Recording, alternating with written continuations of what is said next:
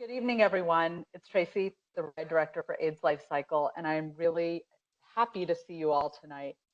It's no doubt we are living in a very surreal moment, and I hope that over the past many days you have found ways to stay safe and healthy and to be connected to each other in this brave new world of ours. Last week we began gathering your questions, and tonight Lori and Joe are going to talk through some of the most pressing and critical issues and questions that you sent in.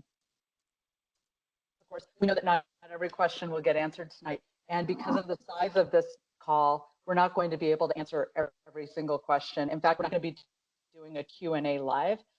What we will be doing is taking questions through the chat feature. And we have operators standing by who are adding the questions that you have into the queue of questions that we've been building, so that over the coming days, we can continue to build on and add to our FAQs and get more information out to you as more decisions and things happen. This evening, I would like to also draw your attention down in the bottom of your screen. We have Jill and Shalina, our ASL interpreters, who will be here with us the whole night. So hopefully our deaf community friends can also hear and see what's going on this evening. This evening, we have Lori Jean, the CEO of the Los Angeles LGBT Center, and Joe Hollendonor, the CEO of San Francisco AIDS Foundation, with us. Once they get through all of their remarks, they're going to throw it back to me for a few more minutes of information, but I'm not going to hold up any more time here. I am going to hand it over to Lori to go ahead and get started. Welcome, Lori. Hello, riders and roadies. I was going to start by saying we've got to stop meeting like this. May that time come soon. I also want to acknowledge the stress that everybody is under.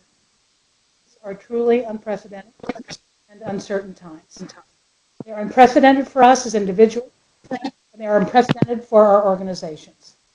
We're all worried about ourselves, about our loved ones, our friends, colleagues, staff, our clients, our community, our economy, our world.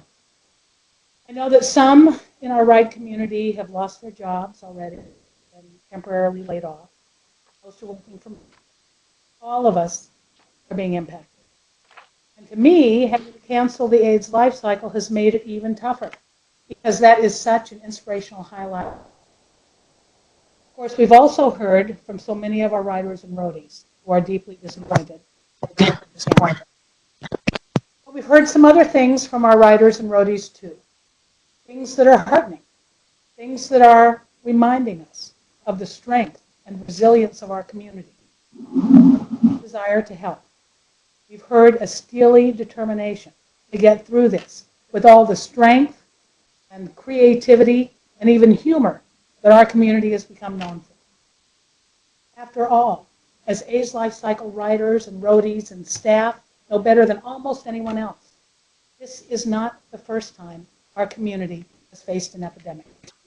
Those of us of a certain vintage have experience to fall back on, experience to share about how to get through a crisis and not only survive, but thrive.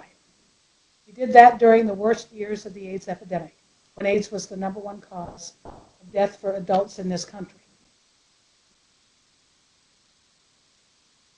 I've already heard many stories about how people are helping one another, regularly connecting, so we're not so isolated, or picking up the phone to call and hear or provide a friendly voice, offering to get groceries or supplies for a senior or someone with a compromised immune system.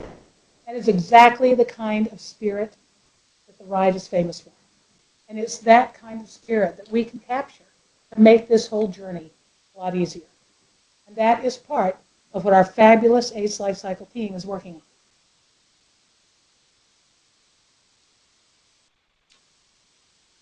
Good evening, everyone. It's so wonderful to be with you all, albeit virtually.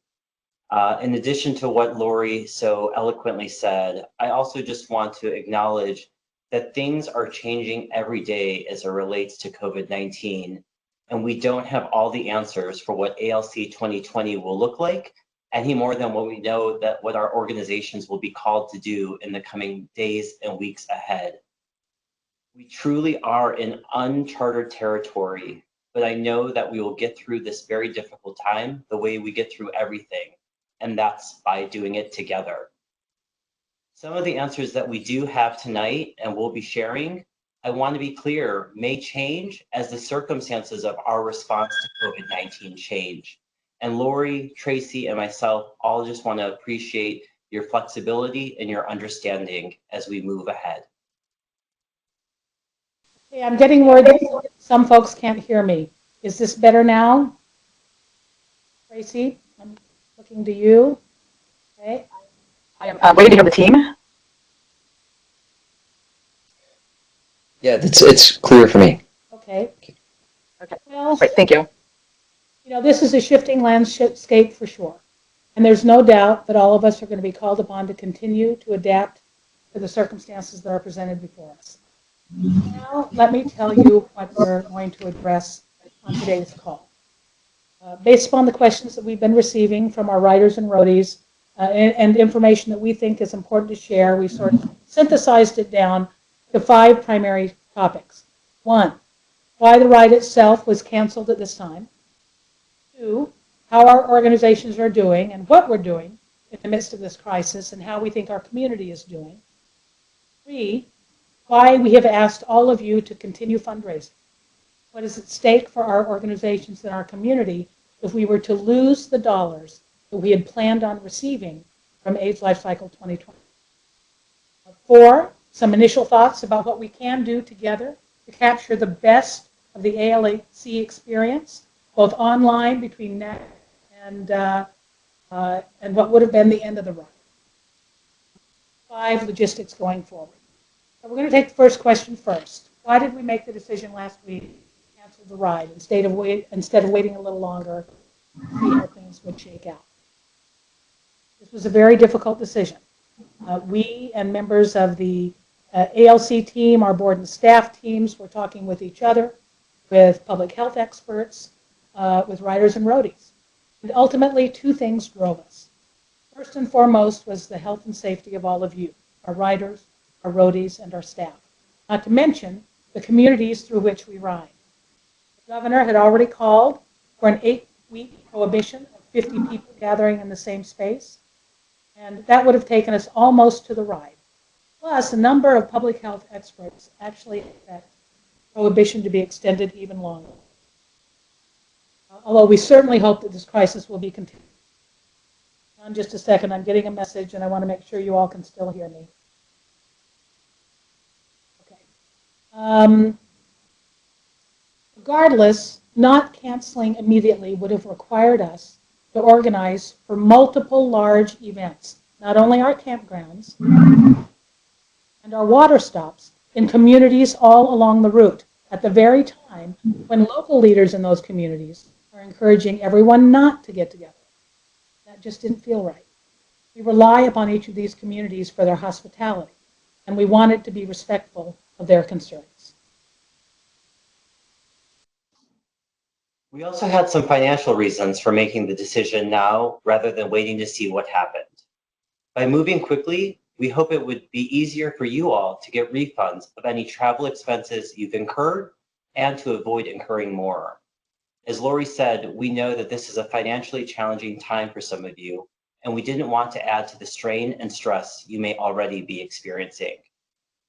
From a ride perspective, we couldn't wait any longer to make this difficult decision if we wish to minimize our expenses.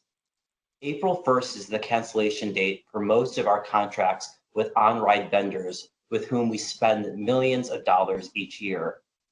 By making the decision to cancel before then, we avoided forfeiting precious dollars that we simply could not afford to lose. Moving the ride to later in the summer wasn't an option for us either. We must secure permits for everything from the roads we ride on to the sites we camp at. Securing these permits can take up to a full year, so changing the date in just a matter of weeks wasn't a practical solution. All right, on to the next question. How are our organizations doing? What are we doing in the midst of the crisis? And how do we think our community is doing? Well, You know, San Francisco AIDS Foundation was founded in response to a public health crisis. So in many ways, we're uniquely positioned to respond to the current crisis on account of the expertise that we've developed creating educational resources and services that protect the health of the most vulnerable. And since just last week, when Mayor Breed issued her shelter in place order, San Francisco AIDS Foundation has continued to provide our essential services. The programs that we continue to offer in person include our clinical services, like medical care for people who are symptomatic of sexually transmitted infections or who may have been exposed to HIV. We also continue to distribute and dispose of harm reduction supplies like syringes, pipes, and overdose reversal kits.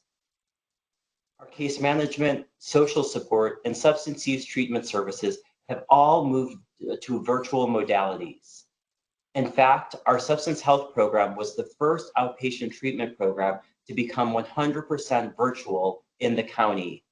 And we are seeing that service utilization rates amongst all of these programs remain similar to before the order was made. Finally, I want to update you on a program that's been front of mind for me, and I'm sure for you, our Elizabeth Taylor 50 Plus program. This is a program whose primary goal is to address the social isolation experienced by people over the age of 50, also known as long-term survivors. And that's an increasingly difficult task, considering that right now in our culture, we're promoting this idea of social distancing. But I want to make sure that you understand that we are working to ensure that these individuals, our 50 plus community, have access to the resources and social support that they need. That means that our team is making daily calls to them to make sure that they're feeling connected. It means that we're coordinating meal services and ensuring that they don't go hungry, and making sure that they have their prescriptions taken care of and all of their healthcare needs met. These participants have already survived the worst days of the AIDS pandemic, and we are doing everything in our power to make sure their health and well-being is protected during COVID-19. Thank you, Joe. I hear what you're talking about, and I think how fortunate San Francisco is to have the foundation. And honestly, things here in Los Angeles, or our experience at the LA Center is pretty similar. Back office employees are working from home to the extent possible.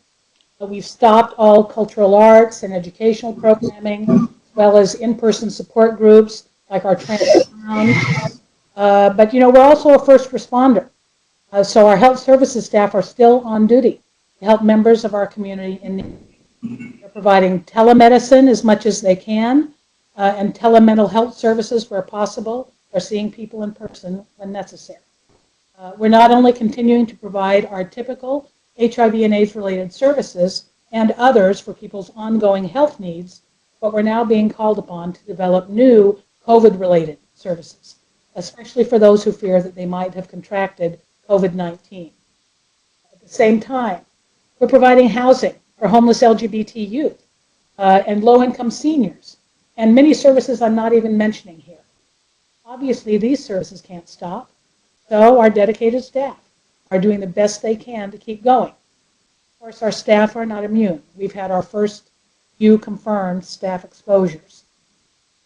Of course, questions from our community about this whole thing have gone through the roof. Seems like most people are hanging in there so far. Clients of the center who believe they've been exposed to COVID are encouraged to call their center doctor. Not to come in, but to call first. If you think you've been exposed and you are not a center client, call your own doctor. And if you live in LA and you don't have access to a doctor, you can call the center. Become a center client. And then we have our riders and roadies from outside of California who are no doubt experiencing similar things. But all of us in California are experiencing. New York, Colorado, Arizona, Oregon, Texas, and all over the country. All of you are in our thoughts.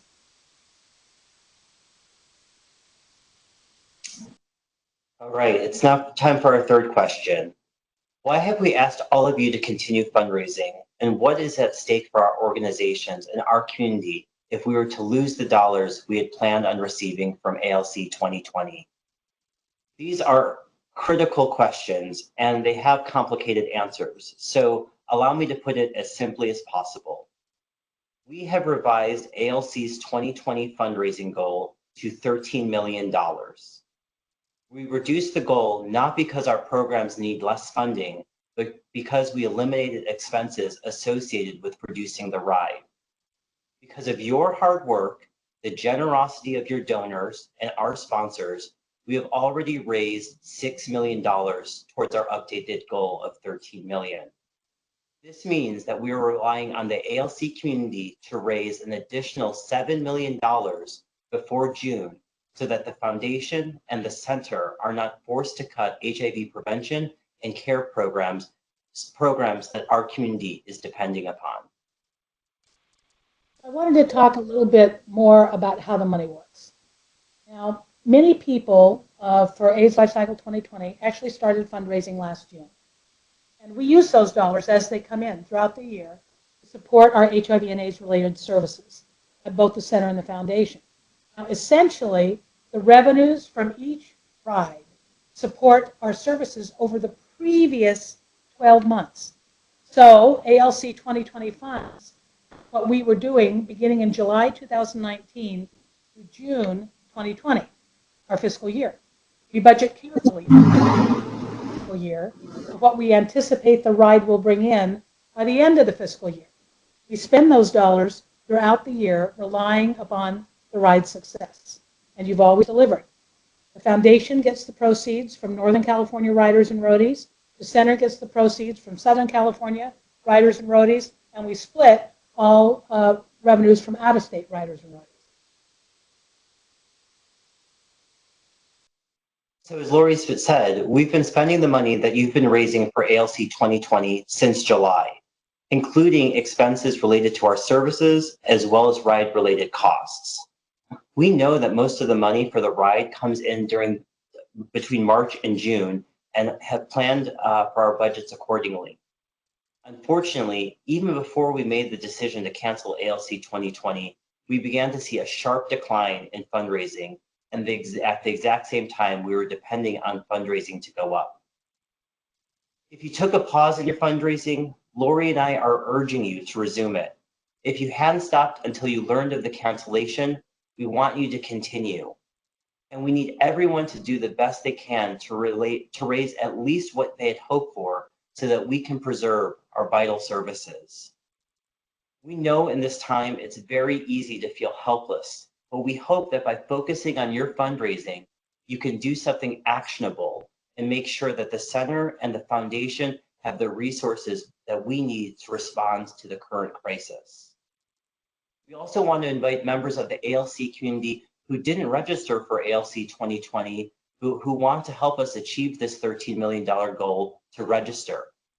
We invite past riders, roadies, and anyone else to visit www.aidslifecycle.org today and register as a virtual cyclist.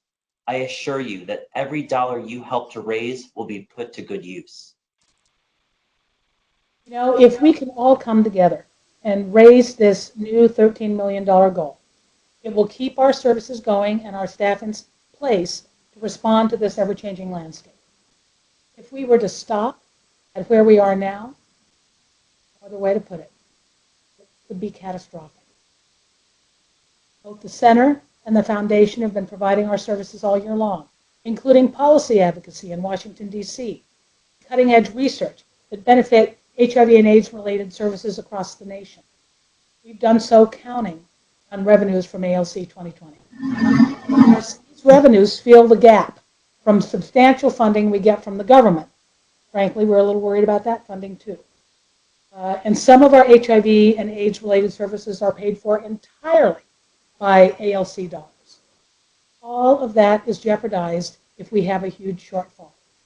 If we had such a shortfall, I don't see any other way around having to dramatically cut services. We don't have the money coming in, we can't provide the services. It's that stark. So that would mean reduced HIV testing, cessation of HIV prevention programs for our youth, not having the ability to serve new clients, and a significant number of existing clients when they come to us for HIV and AIDS-related medical care, mental health services, addiction recovery programs, and so much more. We're also looking at some very special things we could do during the week when the ride was planned to bring together the exact community that our veterans have come to love and newbies are just learning about. We have a few ideas, and we're also going to need your help to come up with more. After all, there is no more creative group of people than our ALC riders and roadies. That point is proven year after year during Red Dress Day for sure. So please look for Tracy to tell you more about how you can share your suggestions at the end of tonight's town hall. Of course, we've been talking about ALC 2020, but let me also say something about ALC 2021. We've already begun planning for ALC 2021 and fully expect that the ride will take place next June.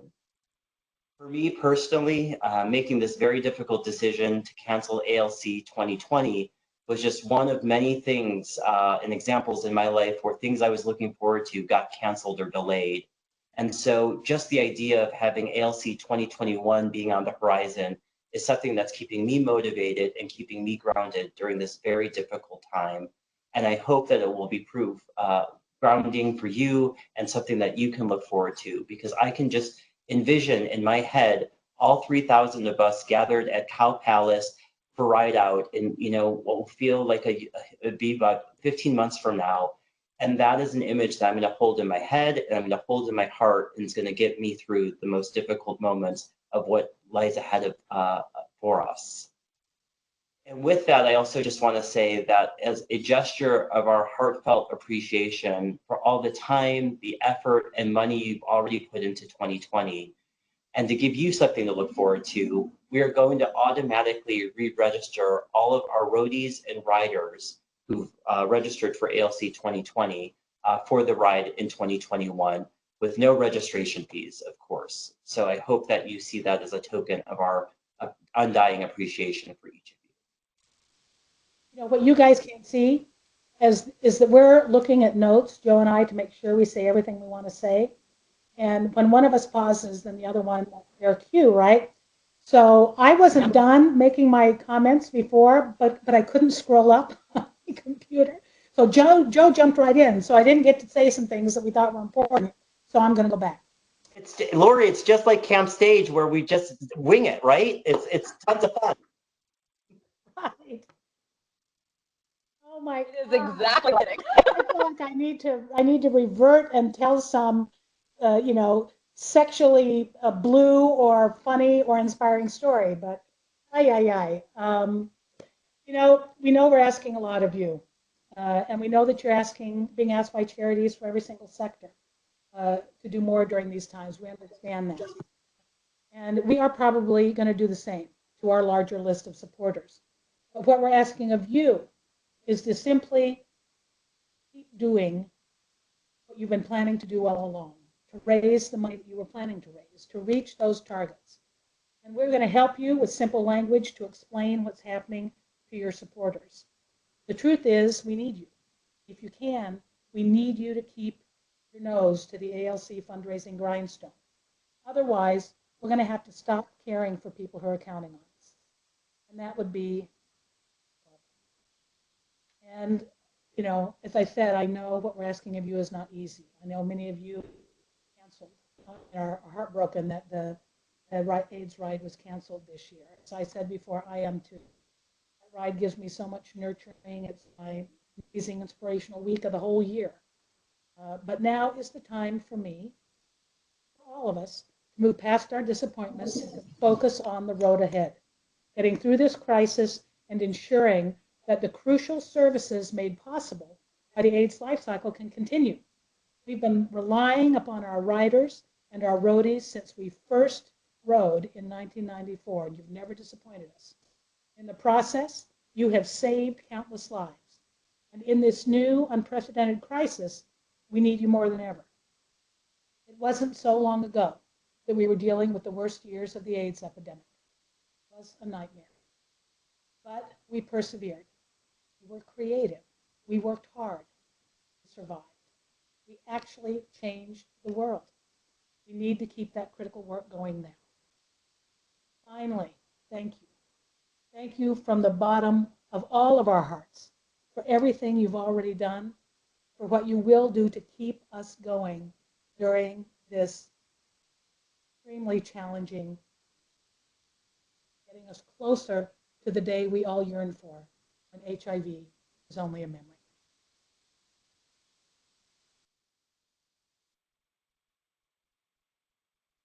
Thanks, Lori and Joe.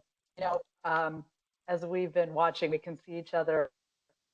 And I don't know if I maybe saw a little tear in Lori's eye, but I certainly had a really big tear coming down my cheek at one point.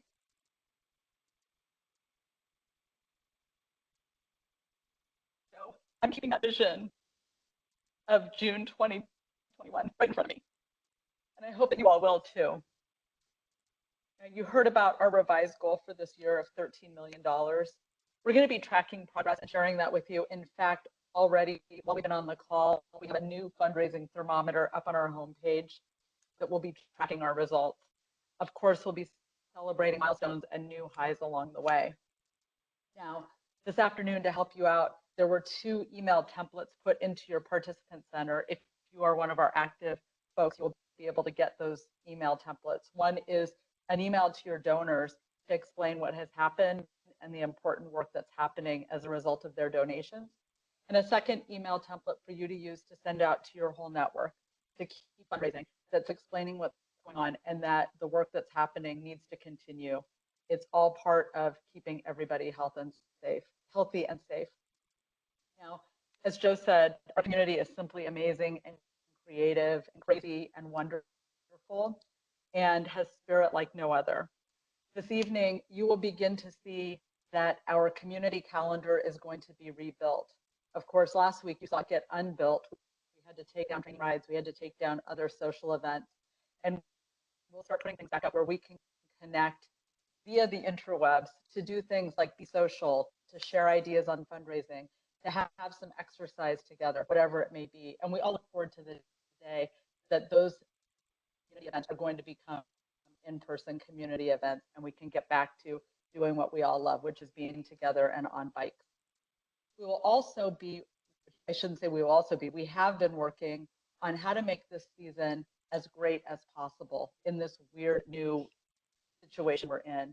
And we've heard from many of you, many ideas about what to do between now and June, what to do the first week of June. And we would love to continue hearing from you. Tomorrow on the AIDS LifeCycle webpage, there will be a suggestion box of sorts. We'd love to hear from you, whether you want to host a streaming yoga class or you have an idea about what to do to keep everybody motivated, excited, and buoyed. Please use that suggestion box. Additionally, as I said at the beginning, we have a lot more questions to answer and we want to make sure that we know what's on your mind. Please continue to use the question box that was sent out last week that will also be posted tomorrow on the AIDS LifeCycle webpage. I want to thank all of you for hanging in. It has been amazing for the staff and myself to hear from you, to get messages of encouragement and to ask, how can we help? I think Lori and Joe said it all tonight about how you can help us to just keep going. And when you do, the other thing I wanted to mention is that, yes, we will be celebrating milestones. Yes, we will still be giving out 5K and 10K jerseys. We will still be looking forward to celebrating our top 50 and our top 545 the first week in June. And as a little side note, we will be extending the 3K wind vest all the way until May 30th, along with everything else. And roadies, we hope that you're still driving to get a t-shirt, a hat, your tote bag, whatever it is. We can't wait to celebrate those milestones with all of you. We've got about $7 million to go, and together we can do it. I'm doubling down my commitment. I raised $15,000 so far this year, and I'm going to reach for the stars. And I hope somebody else out there is reaching with me. I hope all of you are. So for now, thank you for tuning in tonight. Thank you for being with us. And thank you for being part of a community that literally helps save lives. Have a good night, everyone.